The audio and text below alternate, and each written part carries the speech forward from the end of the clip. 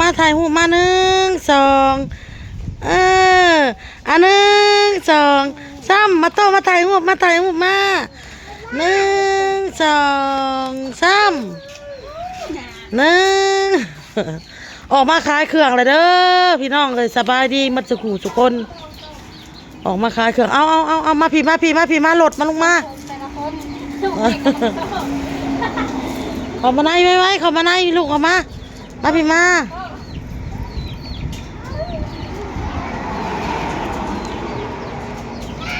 ออกมาขายเครื่องแล้ว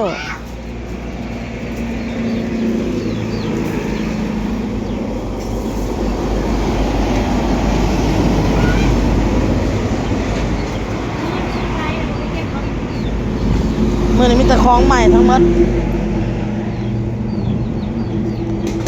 แต่ของใหม่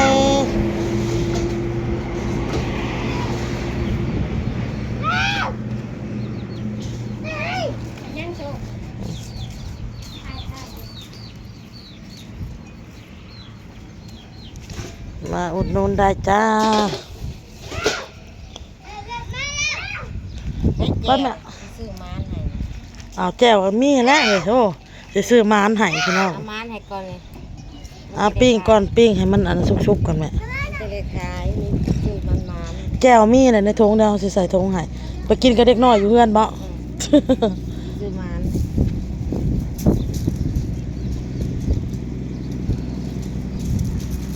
ให้มันสุกก่อนมันยังบ่สุก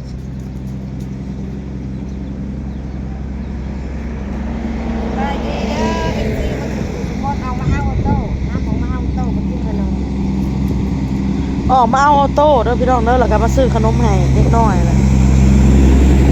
กินแล้วก็สิแห้งม้านข่อยแม่ข่อยนะ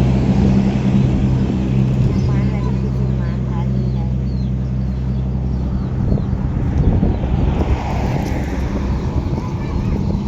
ซื้อได้ขายม้านเนาะเจ้าที่เจ้าทางเขาก็ให้กินแล้วเรียบร้อยแล้ว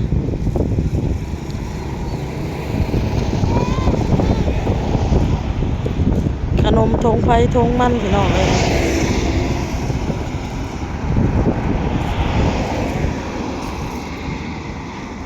หรือว่ามันสูงโพดบ่แม่เจ้าว่ามีตัวต่ำบ้างเนี่ยมีนะตัวต่ำเอาตัวต่ำบ่เอากี่ไม้คะ3 ไม้เลยเอา3 ไม้บ่คะโอเคค่ะย่างเองเลยบอกคะ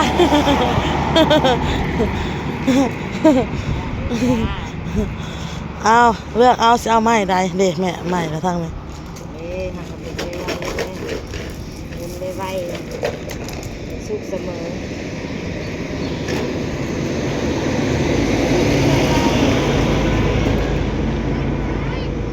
โอ้ตัวไอ้ตัวโอ้ยาโชคบ่เฮ็ดเด้อโนบ่เฮ็ดเข้าไปทุกก่อนจ้าทุทุจ้าเร็วทุจ้าไปแหละหาไอ้กุดได้ให้ได้หาไอ้กุดฮะ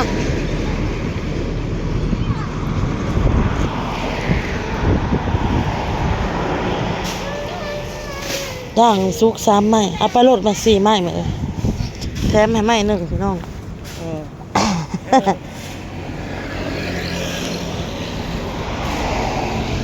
โอเคมันเฮงจ้ามันเด้อมัน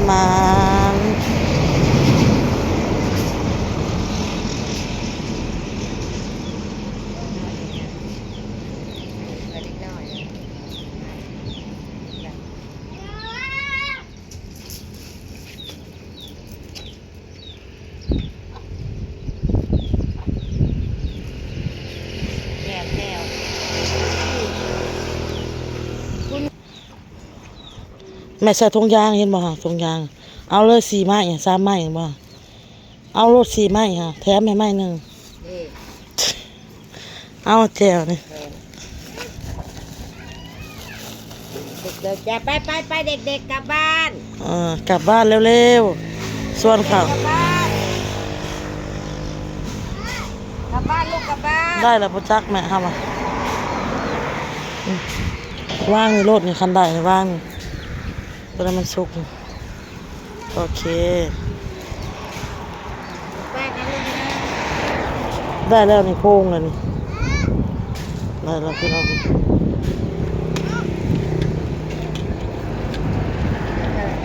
ไปไปเมื่อไปก็เมื่อ เมื่อแม่เกิบอยู่ซ้ายละโต้เกิบอ่ะ เกิดไว้ลูก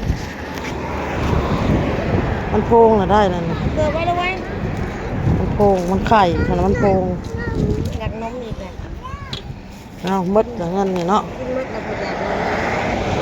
ไปพาเขาเมื่อรถแม่พาเขาเมื่อรถเขาสิเบิ่งดอกเอาไปสู่เด็กๆกินอยู่ในพี่น้องพี่น้องเอ้ย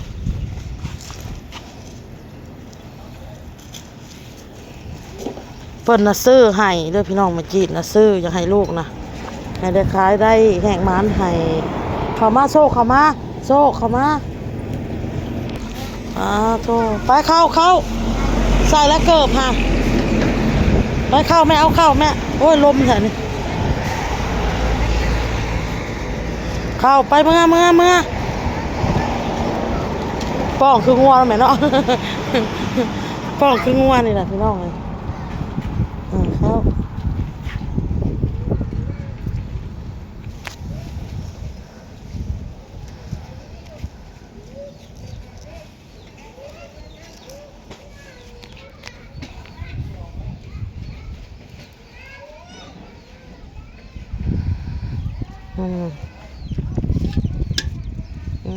พี่น้อง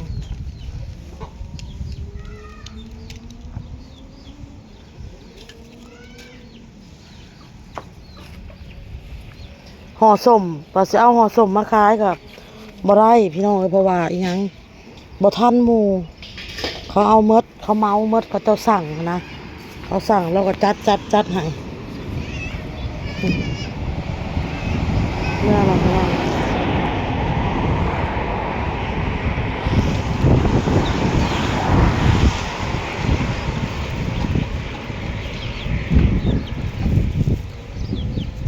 เมื่อได้แถวโตพี่น้องแต่ว่าเวลาแม่ขี่รถมานะให้ออกมาน้ำแต่ไม่จิตมาน้ำเอาแล้วก็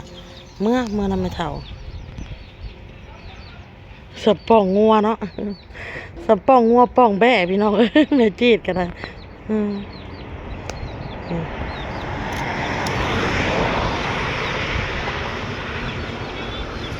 เอาบ่เห็นยาลูกสิ้นให้คนละไม้พอดี4 คน4 ไม้พี่น้อง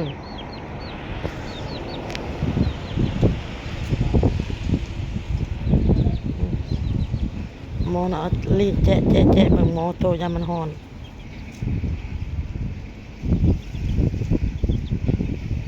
เขาเมื่อแล้วพี่น้องเอ้ยบัดนี้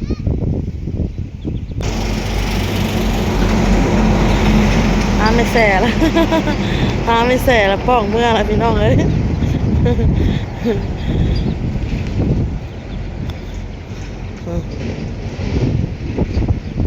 ไม่แส่ป้องเมื่อแล้ว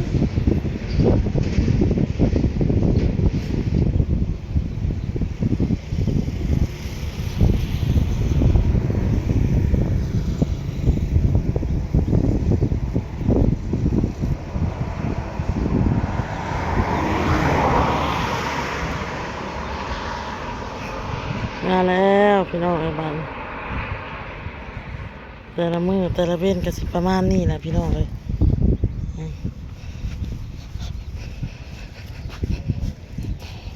ไม่หนึ่งพี่น้องให้น้องทองกินไม่สุกสุดท้ายฮ้อนกินนั่งคล้ายเครื่องกันบัดนี้พี่น้องแล้วล่ะเด้อ้วนกระทอดมาแต่เฮือนพุ่นเนาะตูดกอกตูดไก่ปีกไก่กะย่างทอดมาแต่เฮือนพุ่นลูกชิ้นมีแต่เฮามาย่างเอาอยู่ข้างนอกพี่น้องเลยแล้วล่ะฮัดกองโฟมจะนั่งคล้ายกันบัดนี้พี่น้องเลยไม่น้อยก็อยู่หน้าอีพุ่นแล้วยังพันได้ออกมา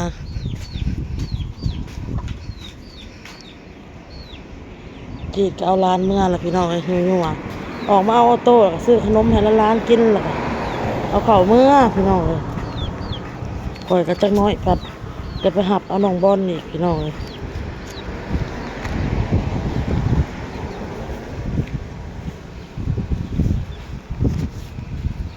ขาขนมกินนี่เด้อจ่ายแม่น้อย3 ถุงกินนี่ตัวนั้นไม่จีดเราจ่ายแล้วโอเคไปละพี่น้องคลิปนี้ก็ได้ลาละพี่น้องพ่อก็คลิปหนาเด้อพี่น้องเด้อ